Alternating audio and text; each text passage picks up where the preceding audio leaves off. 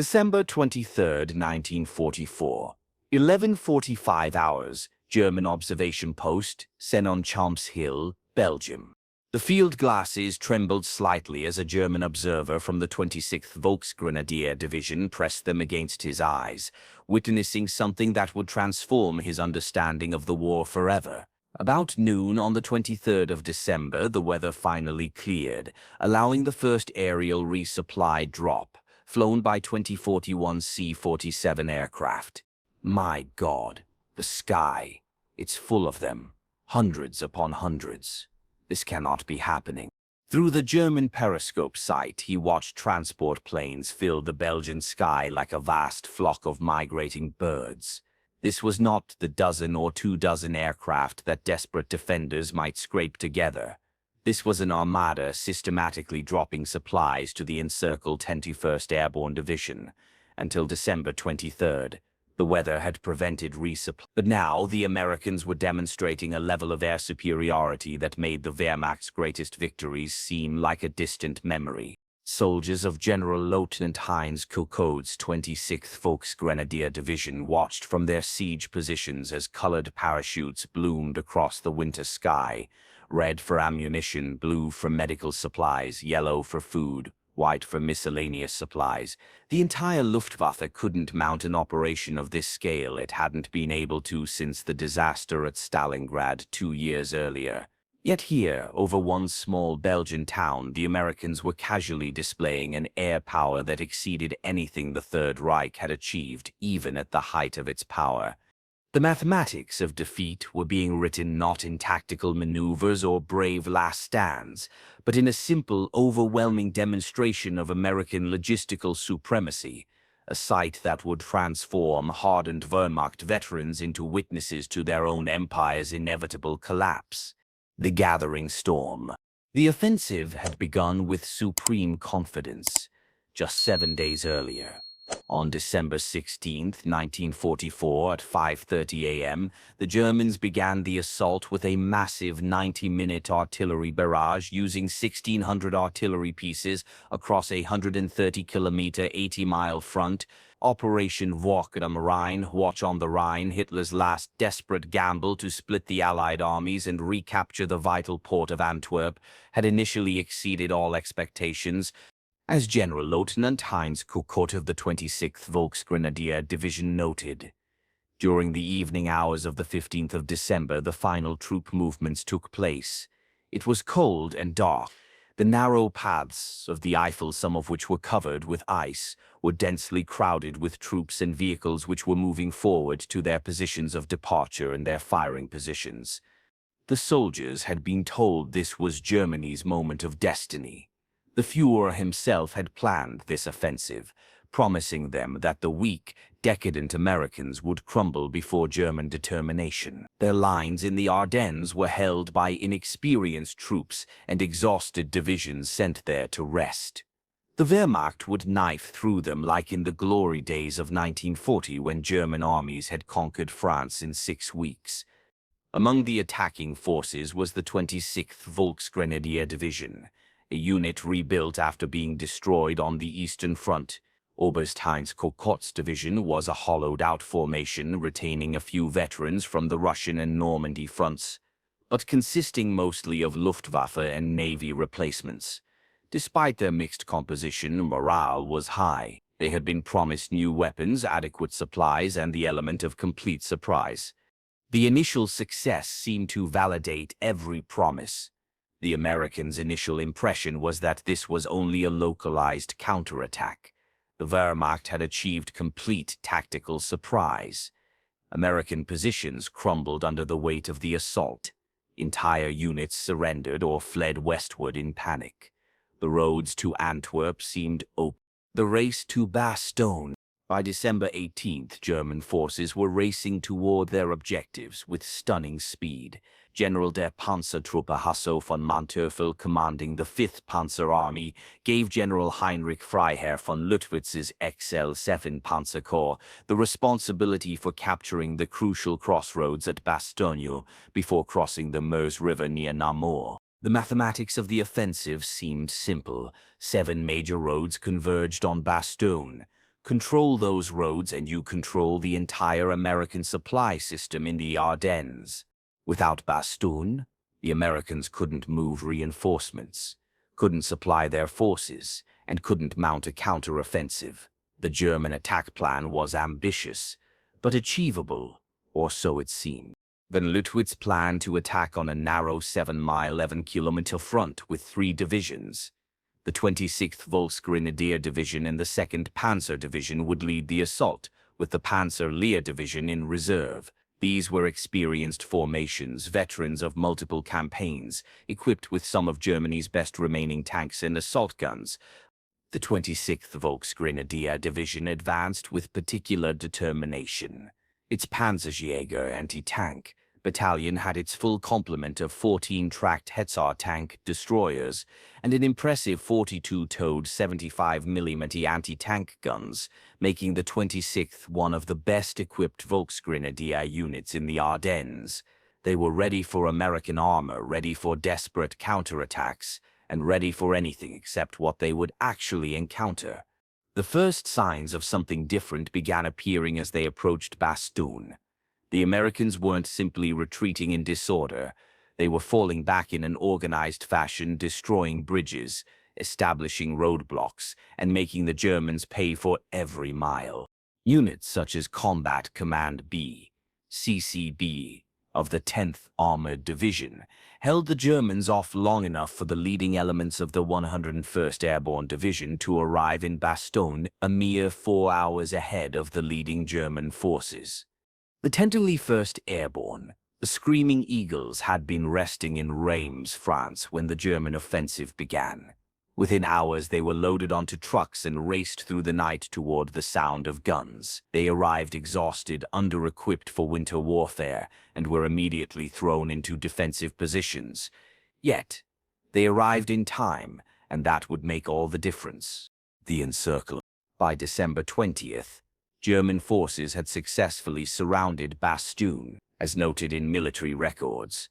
All 7 highways leading to Bastogne were cut by German forces by noon on the 21st of December, and by nightfall the conglomeration of airborne and armored infantry forces were recognized by both sides as being surrounded.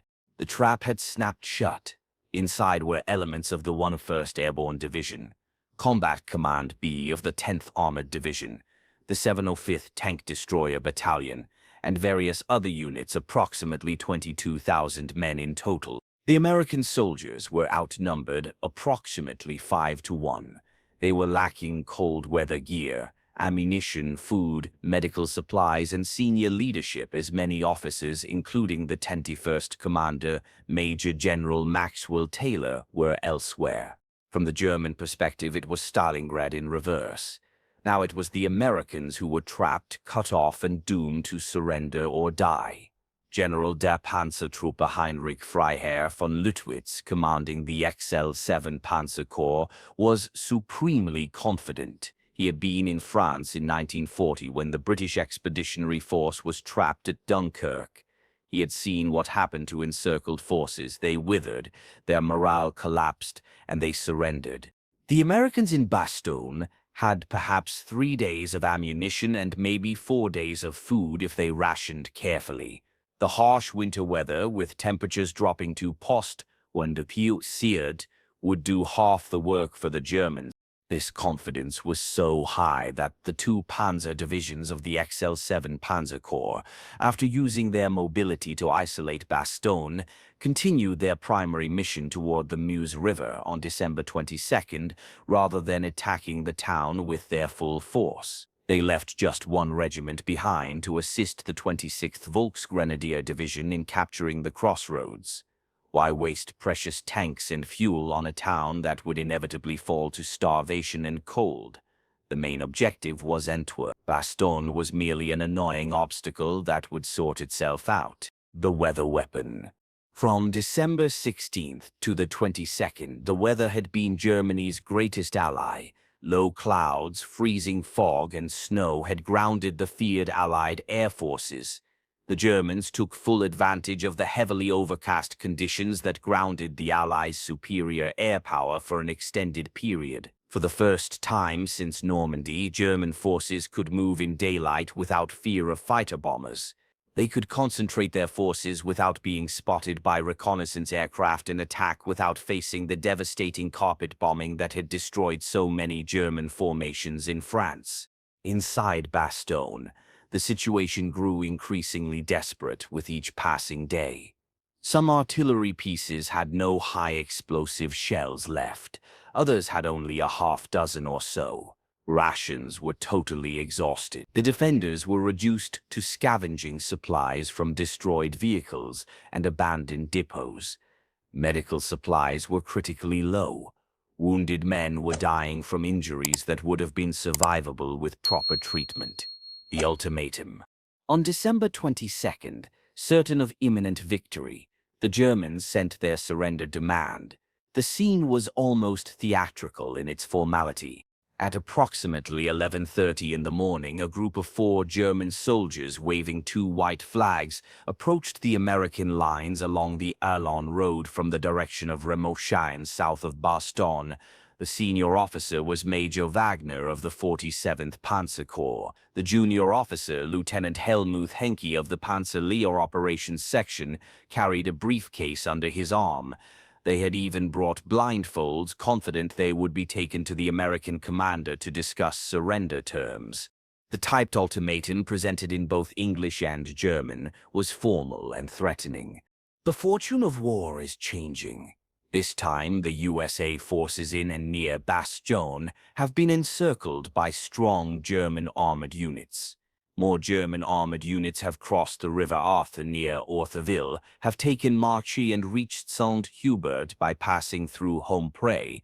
The message demanded an honorable surrender within 2 hours, threatening total annihilation if refused. From the German perspective, they were being generous, offering the Americans a chance to avoid a pointless slaughter. When the American response came back, a single word: nuts. The German command was genuinely puzzled.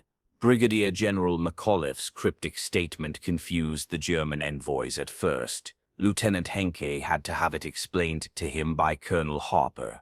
If you don't understand what nuts means, in plain English it is the same as go to hell. Back at German headquarters, the response caused consternation. No surrounded force had ever responded so dismissively to a surrender demand. Generalmajor Kokott was reportedly stunned. In post-war interrogations, he would reveal, "We offered honorable terms. We had them surrounded 5-1. No supplies could reach them. To refuse seemed not brave, but insane." The clear morning. December 23, 1944, dawned with something the Germans hadn't seen in a week. Clear skies. The weather conditions started improving, allowing the Allied air forces to attack. German soldiers emerged from their frozen foxholes, grateful for a sunshine that might warm their numb limbs. Many had spent the night in temperatures well below freezing, their feet numb and their weapons frozen solid. Then they heard it, a distant drone that grew steadily louder, echoing off the hills surrounding Bastogne. At 6:45 in the morning on December 23rd, planes carrying the 2 Pathfinder sticks took off from Chalgrove, headed for Belgium. These were the lead elements, the guides who would mark the drop zones for the main force. They jumped at 9:35 a.m. They were quickly secured by American patrols and rushed to set up their homing equipment. At 11:50 a.m., men all along the front saw the main force arriving. It was the most heartening spectacle of the entire siege. For the Americans, it was salvation. For the Germans, it was the beginning of a terrible understanding. The main force appeared at 11:50 a.m., 24-7 aircraft flying in perfect formation at barely 1,000 feet. They came in waves, each group releasing its cargo in sequence until the sky filled with a multicolored cascade of parachutes, each hue indicating a different type of vital supply, the flak barrage.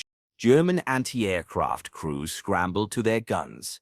The dreaded 88mm flak guns swiveled skyward. 20mm automatic cannons began their rapid chatter, and machine guns added their voices to the crescendo. the sky filled with the black, pockmarked blooms of exploding shells. As one crew member recalled, German anti-aircraft fire burst all around the plane. After one particularly loud bang, Machinist and Sergeant Mertz flinched. A hole in the fuselage showed that an enemy round had passed between the two men who were only inches apart. The American planes flew straight through the maelstrom, maintaining formation with almost suicidal determination. 14 C-47s were lost, shot down or so badly damaged they crashed. But for every plane that fell, 15 more continued on course. Doors open, bundles tumbling out into the December sky. German soldiers watched in disbelief as damaged aircraft engines smoking and wings torn by shrapnel held course long enough to release their payloads before banking away or crashing. One C-47, its tail assembly completely engulfed in flames, flew directly over German positions, its crew pushing out supply bundles until the very last moment before the plane dove into a forest. The arithmetic of abundance. What followed was a masterclass in American logistics that shattered German morale more effectively than any artillery barrage. The colored parachutes descended like a multicolored snowstorm onto the snow-covered fields around Bastogne. Red parachutes, artillery shells, mortar rounds, small arms ammunition. Blue parachutes, medical supplies, surgical equipment, plasma, morphine. Yellow parachutes, K-rations, D-rations, canned food. White parachutes, blankets, winter clothing, boots, gloves. Green parachutes, radio equipment, batteries, signal supplies. Orange parachutes, gasoline in 5-gallon cans. The sight gladdened the hearts of the paratroopers. But for every American heart that lifted, a German heart sank. This was not the desperate last gasp of a surrounded force, it was the routine operation of a military machine, with seemingly unlimited resources. The scale was staggering. One battalion's after-action report documented receiving 50 to 28 K-rations, 250 gallons of gasoline, and massive resupplies of ammunition. This was just one unit. Multiplied across the entire Bastogne garrison, the delivery represented an overwhelming arithmetic of abundance that defied German comprehension. The continuing waves. But the morning drop was just the beginning. Throughout December 23rd, additional missions arrived, a relentless aerial conveyor belt, ensuring the defenders would not just survive, but would be strengthened for the fight to come. At 2 p.m., another wave appeared. This time it included gliders towed by C-47s, carrying the heavier supplies that couldn't be parachuted. 92 tons of material, including 2,975 gallons of gasoline, were landed by glider. These silent crafts brought complete surgical units, doctors, nurses, and operating equipment. They brought jeeps, vital communications gear, and even replacement artillery pieces. One glider carried nothing but whole blood for transfusions, a medical luxury the German army couldn't provide even to its highest-ranking officers. German medical officers watching through binoculars were stunned, while they were reduced to treating wounded with paper bandages and sawdust. Operating without anesthesia, the Americans were flying in refrigerated blood, penicillin, and entire surgical teams. The gap in medical capability alone was enough to demoralize any observer. By late afternoon, Pathfinder teams had marked multiple drop zones, and the supply planes arrived with clockwork regularity. The resupply was so efficient that American artillerymen were firing shells that had been floating down on parachutes just minutes earlier. The fighter bombers arrived. As if the transport armada wasn't demoralizing enough, the clear weather brought something even more terrifying: the return of American air superiority in its most brutal form. PP-47 Thunderbolts began hunting German troops on the roads. The Thunderbolts came in low and fast, their 850 caliber machine guns blazing and rockets screaming from under their wings. They hunted everything that moved: supply trucks, horse-drawn artillery, individual vehicles, even small groups of soldiers. Every road became a death trap. Every daylight movement invited destruction. German forces that had moved freely for a week were suddenly paralyzed. Supply columns heading toward the front were caught in the open and systematically destroyed. The psychological impact was immediate and devastating. After a week of feeling victorious, German soldiers were abruptly reminded of Normandy, of an enemy with such material superiority that it could hunt individual vehicles with aircraft. The demolition of hope. By nightfall on December 23rd, a profound psychological transformation was complete among the German besiegers. They had witnessed not just a supply drop, but a demonstration of overwhelming industrial and logistical power that defied comprehension. The mathematics were undeniable and depressing. If America could afford to risk hundreds of aircraft to supply one surrounded division, what unimaginable reserves must they possess? Christmas Eve disaster. December 24th brought clouds and snow again, grounding the massive Allied air fleets. German commanders hoped this would restore their advantage. The 26th Volksgrenadier Division received a Panzergrenadier regiment from the 15th Panzergrenadier Division for a main assault on Christmas Day. This was their last chance. They had to take Bastogne before the weather cleared again. Lacking sufficient troops, the German plan was to concentrate its assault on individual locations on the west side of the perimeter in sequence rather than launching one simultaneous attack. They would attack from the northwest, hoping to break through the supposedly weakened American lines. The attack began in the pre-dawn darkness of Christmas morning. 18 Mark IV tanks, with supporting infantry, broke through the thin defensive line of the 37th Glider Infantry and began to advance toward Hemmerl. For a moment it seemed the Germans might succeed. Infantry poured through the gap, advancing through the snow, certain they would finally break the American defense. But the American response was ferocious and backed by the ammunition delivered just 2 days prior. A rapid deployment force dispatched by division headquarters destroyed the breakthrough force of the 18 tanks that began the assault. None survived the day. The breakthrough, December 26th, delivered the final decisive blow to German hopes.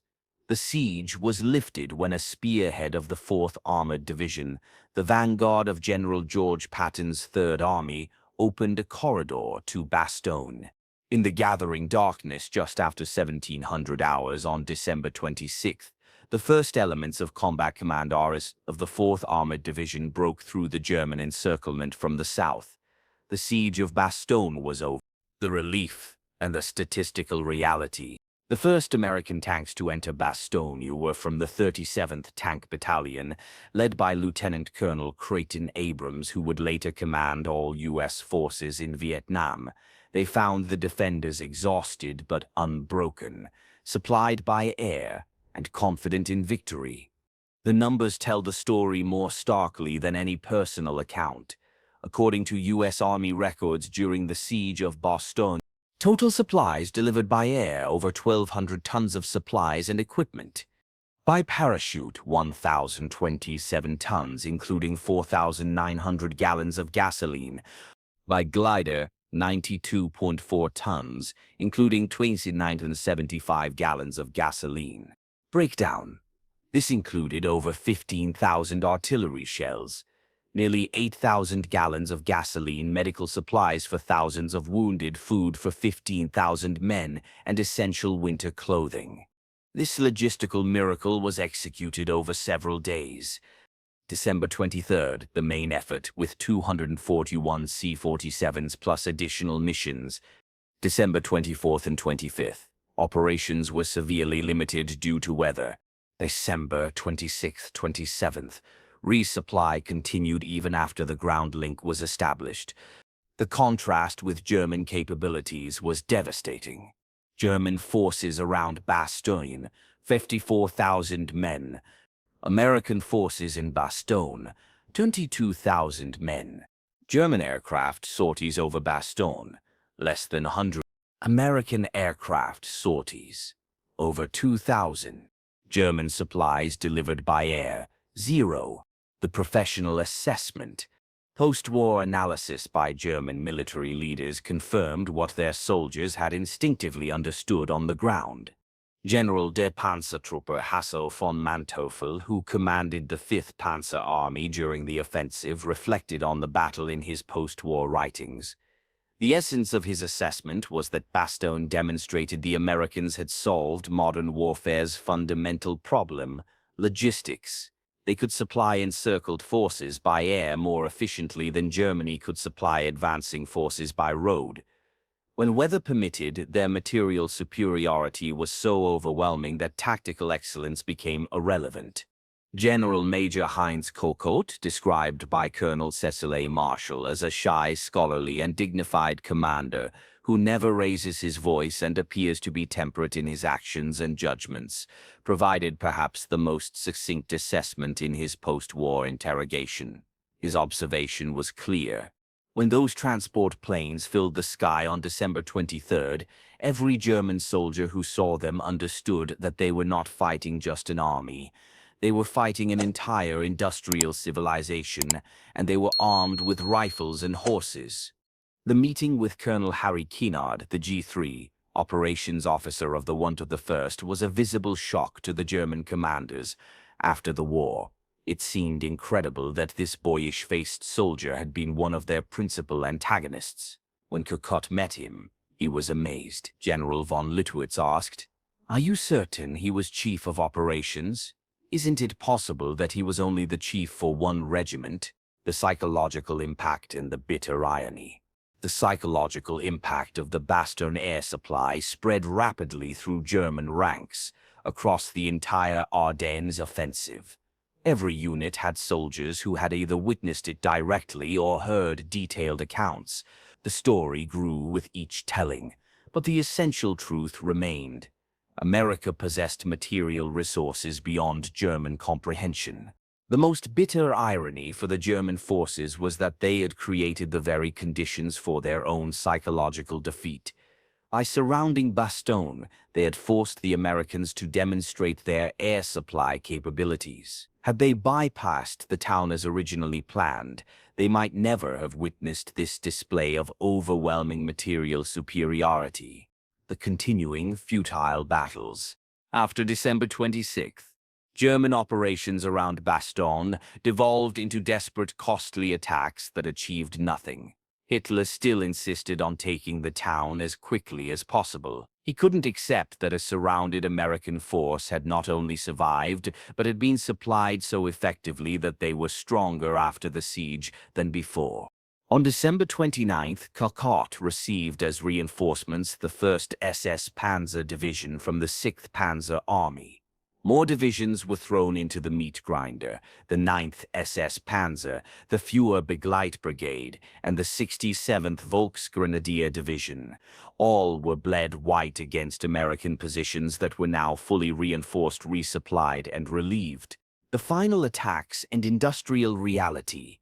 The last major German attack began on January 4th and stalled almost immediately. German soldiers were ordered to attack the same fortified positions again and again, achieving nothing but adding to the endless casualty lists. The industrial reality they had witnessed was now a grinding, bloody fact.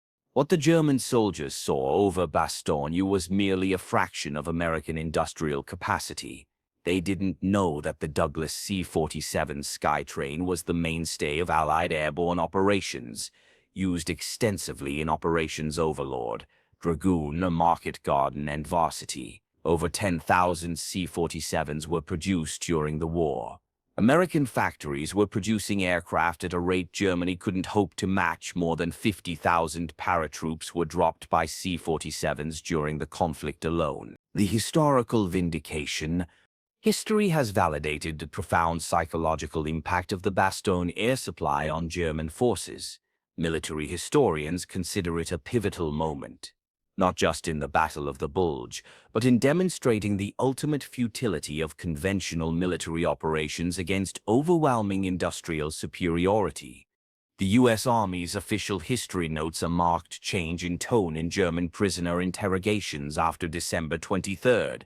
Before the air supply captured, Germans spoke of temporary setbacks and their faith in eventual victory. After witnessing the aerial armada, they spoke only of survival and the hope that the war would end quickly. The cost and the ultimate lesson. The 1st Airborne Division's casualties from December 19, 1944 to January 6, 1945 were 34 killed, 60 variation line 5166 missing. Despite being surrounded, outnumbered 5-1 and subjected to constant attack, they had suffered relatively light casualties.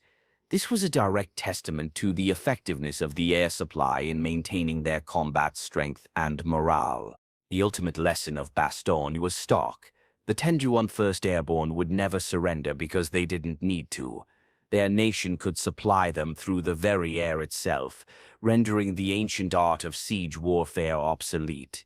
The German soldiers who watched those 241 C-47s on December 23, 1944, plus the continuing waves of supply aircraft, witnessed not just the relief of a town, but the future of warfare. It was a future that belonged to the nation that could fill the sky with aircraft as easily as Germany could fill a field with soldiers. They had seen the arithmetic of American abundance, and in those numbers was written the final chapter of the Third Reich. The war would continue for another 5 months. But for those who witnessed the sky over Bastogne fill with American planes, it had ended on that clear December morning. They realized the 1st would never surrender, not because they were braver, but because their nation would never let them fail. The planes over Bastogne didn't just supply a division, they shattered the last illusions of German victory and wrote in the sky the final truth of the Second World War. America's arsenal was vast, its resolve unbreakable, and its victory certain. The German soldiers who witnessed that aerial armada knew with absolute certainty what their leaders would deny for 4 more months. The war was over, and America had won it in the skies over a small Belgian town. Note: some German soldier perspectives in this account are reconstructed from documented unit positions and post-war testimonies, as individual soldier diaries from the siege are limited in the historical record. All major events, dates, statistics, and commander statements are from documented historical sources.